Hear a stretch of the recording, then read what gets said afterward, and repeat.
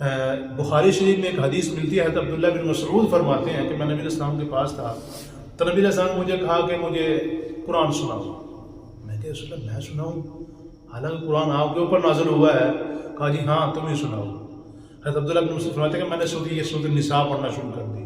پڑھتے پڑھتے جب یہاں پہنچا نا، فَكَيْفَ إِذَا جِئْنَا مِنْ كُلِّ أُمَّةٍ بِشَهِيدٍ وَجِئْنَا بِكَ عَلَىٰ هَٰؤُلَاءِ شَهِيدًا۔ اس کا معنی پہلے سنیں پھر دیکھنا مزہ آئے گا۔ وہ اخلاص کے مطابق ہے، جتنا اخلاص ہوگا اتنا انسان کی نیکیاں بڑھ جائیں گی۔ جیسے کہ حدیث پاک میں آتا ہے کہ صحابہ کرام کا ایک مد جو اللہ کے راستے میں خرچ کرنا اور بعد میں آنے والوں کا احد پہاڑ کے برابر سونا خرچ کرنا برابر ہے، وہ بھی ان کے برابر نہیں پہنچ سکتے ہیں۔ وجہ ان کا اخلاص زیادہ تھا، للہیت زیادہ تھی، اللہ کا ڈر زیادہ تھا۔ تو جتنی زیادہ اخلاص ہوگا، جتنا زیادہ اللہ کا ڈر ہوگا، اس اعتبار سے انسان نیک عمل کرے گا تو اس کا ثواب بھی زیادہ ہوگا۔ اس لیے انسان کو چاہیے، اور کم از کم بڑھانا کتنا ہے؟ 10۔ کم از کم بڑھانا کتنا ہے؟ 10، یعنی ایک کے بدلے 10 نیکیاں رب العالمین عطا فرماتے ہیں۔ حتیٰ کہ ایک روایت میں ملتا ہے معارف القرآن کے حوالے سے، ایک روایت میں ملتا ہے 20 لاکھ تک رب العالمین نیکیاں بڑھا دیتے ہیں۔ اور ذرہ کہتے ہیں یہ سب سے چھوٹی چونٹی نہیں ہوتی، سرخ بالکل جو ہوتی چھوٹی بالکل، اس کو ذرہ کہا جاتا ہے عربی میں۔ اور عربی میں ایک محاورہ ہے، عربی میں محاورے کے طور پہ جو سب سے کم وزن چیز ہو اس کو ذرہ کہا جاتا ہے۔ اما بعد فاعوذ باللہ من الشیطان الرجیم، بسم اللہ الرحمن الرحیم۔ وماذا علیہم، کیا ہے ان کے اوپر، لو آمنوا، اگر وہ ایمان لے ہیں، باللہ اللہ تعالیٰ کے اوپر، والیوم الاخر، اور آخرت کے دن کے اوپر، وانفقوا، اور خرچ کریں، مما، اس میں سے، رزقہم اللہ، جو ان کو رزق دیا رب العالمین نے، وکان اللہ بہم علیما، اور ہے اللہ تعالیٰ ان کو جاننے والا۔ ان اللہ، بے شک اللہ تعالیٰ، لا یظلم، نہیں ظلم کرتا، مثقال ذرۃ، ذرے کے برابر، وَإِن تَكُ حَسَنَةً، اگر وہ نیکی ہو، یضاعفها، تو اللہ اس کو دگنا چگنا کر دیتا ہے، وَيُؤْتِ مِن لَّدُنْهُ أَجْرًا عَظِيمًا، اور دیتا ہے اپنے پاس سے بہت زیادہ اجر۔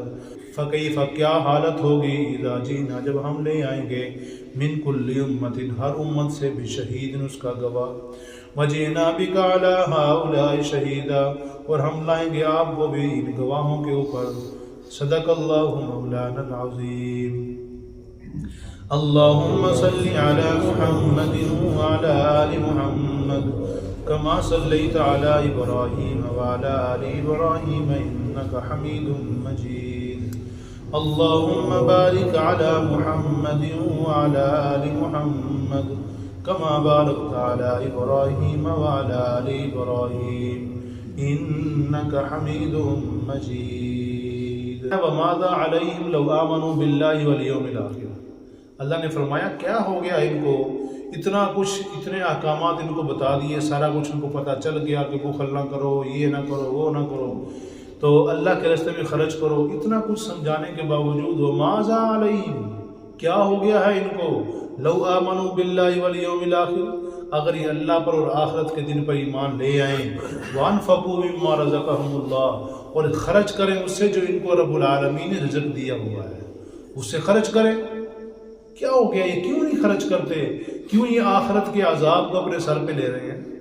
ان کو تو چاہیے تھا اللہ پر ایمان رکھتے، قیامت کے دن پر ایمان رکھتے اور اللہ کے راستے میں خرچ کرتے رہتے۔ وَكَانَ اللَّهُ بِهِمْ عَلِيمًا، جب یہ اللہ کے راستے میں خرچ کریں تو اللہ ان کو جانتا ہے، اللہ کو پتہ ہے کون کیا کر رہا ہے، کیسے کر رہا ہے۔ ان اللہ لا یظلم مثقال ذرہ، بے شک اللہ تعالیٰ کسی بھی انسان کے اوپر ایک ذرے کے برابر بھی ظلم نہیں کرتے ہیں۔ اور ذرہ کہتے ہیں یہ سب سے چھوٹی چونٹی نہیں ہوتی، سرخ بالکل جو ہوتی چھوٹی بالکل، اس کو ذرہ کہا جاتا ہے عربی میں۔ اور عربی میں ایک محاورہ ہے، عربی میں محاورے کے طور پہ جو سب سے کم وزن چیز ہو اس کو ذرہ کہا جاتا ہے۔ سب سے کم وزن چیز کو عربی میں ذرہ کہا جاتا ہے، گویا کہ اللہ کے ہاں سب سے جو کم چیز ہے اس کے برابر بھی اللہ کسی کے اوپر ظلم نہیں کرتے ہیں۔ تو انسان کے اوپر جب اللہ ظلم نہیں کرتے تو انسان کو چاہیے اللہ کو راضی کر کے جائے۔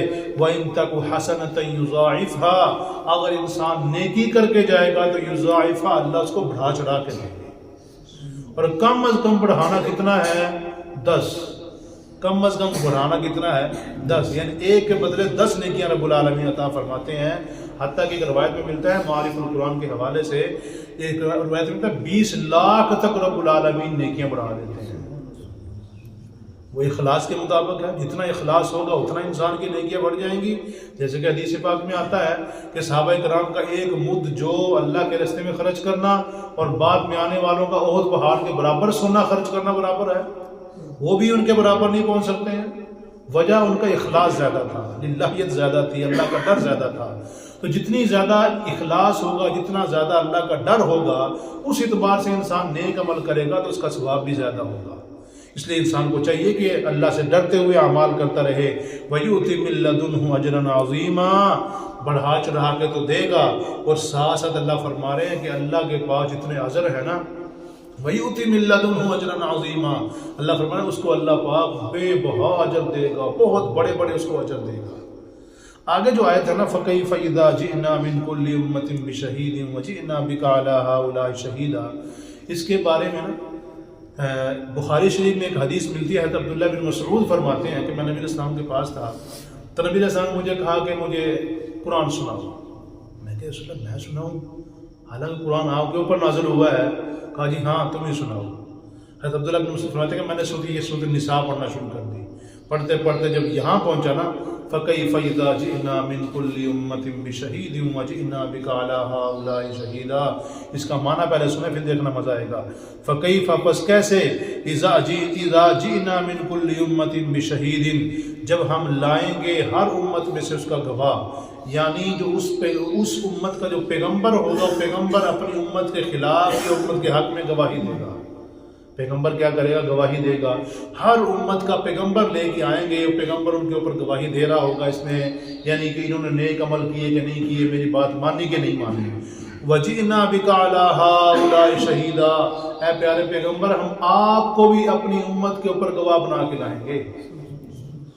آپ کو بھی گواہ بنا کے لائیں گے، آپ بھی گواہی دیں گے. اس گواہی کا جو ہے نا وہ دوسرے سپارے کے شروع میں گزر چکا ہے. وہ کیسے ہوگی کہ حدیث میں آتا ہے کہ نبی علیہ السلام نے فرمایا کہ وہاں پہ نا جو پیغمبر ہوں گے وہ کہہ رہے ہوں گے اللہ ہم نے تیرا حکم پہنچایا تھا، ہم نے توحید سنائی تھی، لوگوں تک یہ احکامات پہنچائے تھے، لیکن وہ کہہ رہے ہوں گے کہ ہمارے پاس کوئی آیا ہی نہیں ہے. جھوٹ بولتے ہیں، نعوذ باللہ، پیغمبروں کے خلاف شور مچا رہے ہوں گے. اللہ پھر کہیں گے ہاں جی آپ کے پاس گواہ کیا ہے؟ تو اس وقت کے پیغمبر کہیں گے کہ ہماری گواہ جو ہے وہ آخری امت ہے، امت محمدیہ صلی اللہ علیہ وسلم، وہ ہماری گواہ ہے. تو ہم وہاں پہ گواہی دیں گے، امت محمدیہ وہاں پہ گواہی دے گی، اے اللہ تو نے یہ پیغمبر بالکل ٹھیک کہہ رہے ہیں، انہوں نے سچ بولا ہے، انہوں نے تیرا پیغام پہنچایا ہے. اللہ وہ کہیں گے لو جی ہم سے کتنی دیر بعد آئے اور ہمارے خلاف کیسے گواہی دے سکتے ہیں؟ پھر نبی علیہ السلام کو گواہ بنا کے لایا جائے گا. وَجِئْنَا بِكَ عَلَىٰ هَٰؤُلَاءِ شَهِيدًا، آپ کے سب کے اوپر گواہ بنا کے لایا جائے گا. تو آپ کیا گواہی دیں گے؟ اے اللہ بالکل ٹھیک کہہ رہے ہیں، تیرے پیغمبر بھی ٹھیک کہہ رہے ہیں، میری امت بھی ٹھیک کہہ رہی ہے. وجہ تیرے قرآن میں ایسے لکھا ہوا تھا کہ نوح علیہ السلام نے 950 سال اللہ کی وحدانیت کو بیان کیا. اے اللہ تیرے قرآن میں لکھا ہوا تھا کہ ایسے ایسے تمام کے تمام پیغمبروں کا دعویٰ ایک ہی تھا کہ لا الہ الا اللہ، سب کا دعویٰ ایک ہی تھا. ہمارے قرآن میں، تیرے قرآن میں، تیری کتاب میں یہ سارا کچھ لکھا ہوا تھا، اس لیے یہ گواہی دے رہے ہیں. پھر ان کی گواہی کو قبول کیا جائے گا. اس وقت کی حالت کو نبی علیہ السلام نے ذہن میں رکھا. اب جب حضرت عبداللہ بن مسعود پڑھتے پڑھتے پڑھتے یہاں تک پہنچے نا، فَكَيْفَ إِذَا جِئْنَا مِن كُلِّ أُمَّةٍ بِشَهِيدٍ وَجِئْنَا بِكَ عَلَىٰ هَٰؤُلَاءِ شَهِيدًا، امام الانبیاء کی آنکھوں میں جناب وہ آنسو آ گئے. نبی علیہ السلام رو رہے ہیں. آپ نے فرمایا ٹھیک ہے بس کرو بس کرو بس کرو. حضرت عبداللہ بن مسعود نے دیکھا کہ نبی علیہ السلام کی آنکھوں سے آنسو بہہ رہے ہیں، یعنی آپ نے وہ منظر ذہن میں لایا، وہ منظر نبی علیہ السلام کے ذہن میں آگے کل قیامت کے دن کیا ہونے والا ہے. اس لیے انسان کو چاہیے اللہ کے احکامات کے مطابق زندگی گزاریں، اللہ کی مان کے زندگی گزاریں. کوئی پتہ نہیں انسان کا آخری سانس کس وقت ہو، کوئی پتہ نہیں کب یہاں سے بلاوا آ جائے. اس لیے انسان کو چاہیے کہ اللہ کے احکامات کے مطابق زندگی گزاریں. جب بھی گناہ ہو جائے فوراً اللہ سے معافی مانگے. ابھی تو بہاروں کا وقت جناب وہ چل رہا ہے، انسان کو چاہیے کہ اس وقت میں اللہ کو منا لے. ورنہ حدیث میں آتا ہے کہ جس کی زندگی میں رمضان آیا اور اس نے اللہ کو نہ منایا، اس کا ناک خاک آلود ہو جائے. یہ یہ بڑی کمال کی بہاریں ہیں، بڑا زبردست جو نا موسم گزر رہا ہے، اس لیے اللہ پاک سے دعا کیا کرو اللہ پاک ہمارے سارے گناہوں کو معاف کر دے اور آئندہ ہمیں گناہ کرنے کی ہمت ہی نہ دے۔ ساتھ ساتھ یہ بھی ذہن میں لایا کرو، ساتھ ساتھ فوراً اللہ سے دعا کیا کرو، اے اللہ ہم کمزور ہیں، ہم سے غلطیاں ہو جاتی ہیں، اے اللہ ہمیں غلطیوں کی طرف لے کے ہی نہ جا، نیکیوں کی توفیق ہی ہمیں دے کر رکھ، گناہوں سے ہمیں بچا کے رکھ۔ اللہ پاک سے دعا اللہ توفیق نصیب فرمائے۔